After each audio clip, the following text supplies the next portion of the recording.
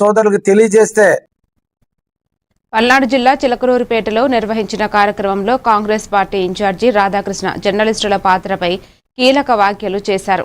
రాష్ట్రంలో జర్నలిస్టులు ప్రతిపక్ష పాత్రను పోషిస్తూ రాజకీయ నాయకుల తప్పులను వెలుగులోకి తెచ్చే బాధ్యతను సమర్థంగా నిర్వహిస్తున్నారని అన్నారు.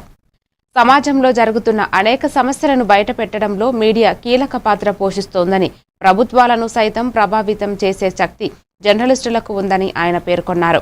జర్నలిస్టుల సమస్యలను పరిష్కరించడం ప్రభుత్వాల బాధ్యత అని స్పష్టం చేశారు. ఈ కార్యక్రమంలో రాష్ట్ర కార్యదర్శి బోడపాటి సుబ్బారావు, రాజుపాలెం కోటేశ్వరరావు, హనుమంతాచారి, తూళ్లూరు సుధాకర్ రావు పాల్గొన్నారు. ఒక బలమైనటువంటి ఆయుధం.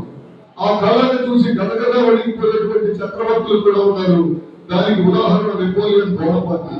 ఆయన ఒకే ఒక్క మాట చెప్పారు, 100 మనపరిందులు ఒక్కసారి నా చుట్టూ ఎక్కువ పెట్టినా ఇసుమంతైనా చలించినటువంటి నేను ఒక్క తెలంగాణకు వ్యతిరేకమైతే గదగద వణికిపోతానని చెప్పి ప్రపంచ విజేత కావాలని కలవదన్న నెపోలియన్ బోనపార్టీ చెప్పినటువంటి మాటలను బట్టి కలం యొక్క బలమైంది, కలం యొక్క విలువైంది అనేటువంటిది మనం గ్రహించవచ్చని చెప్పి ఈ సందర్భంగా నేను తెలియజేస్తున్నాను. ఏకైక నియోజకవర్గం మా చిలకలూరిపేట నియోజకవర్గం మీకు ధర్మంగా కూడా చూసుకునేటువంటి పరిస్థితి. అయితే జర్నలిస్టుని పవిత్రమైనటువంటి వృత్తిగా మీరు భావించాలంటే మీ యాజమాన్యాలు మీకు సహకరించాలి, ప్రభుత్వాలు సహకరించాలి. మీ వృత్తిని మీరు సక్రమంగా నిర్వర్తించగలరు.